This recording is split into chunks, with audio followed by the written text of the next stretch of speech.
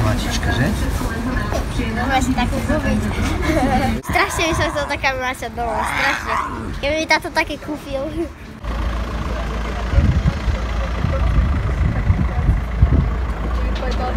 Toto je usurijský tygr, sibiřák takzvaný.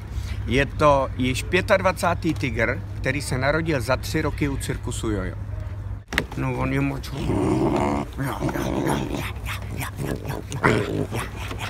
Už se to zlobí moc.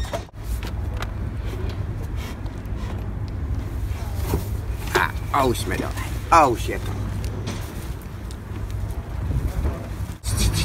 Pojď.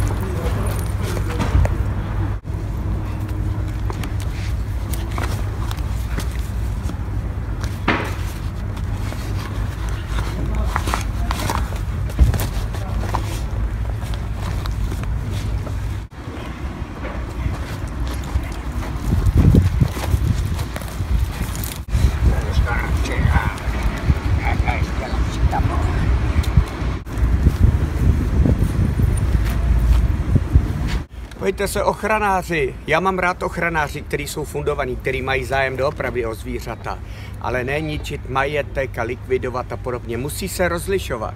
Jsou špatný cirkusy a dobrý cirkusy. Nesmí se zakazovat, musí se rozlišovat a je to práce veterinářů, kontrol, který se chodí kontrolovat, kdy se starají dobře o zvířata a kde špatně. Zakázat to umí každý blbec. Ale slovy klasika, cirkus byl, je a bude, cirkus je věčný.